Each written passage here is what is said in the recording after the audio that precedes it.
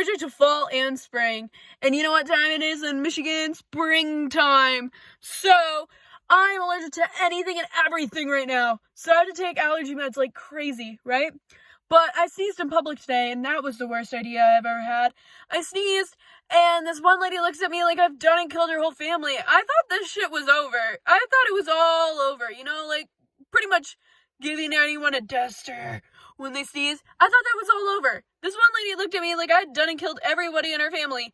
And then I have like sensitive nose because I have allergies, and it smells somebody like across the room, and I just keep sneezing and sneezing. And this lady, I swear to God, I thought she was gonna murder me.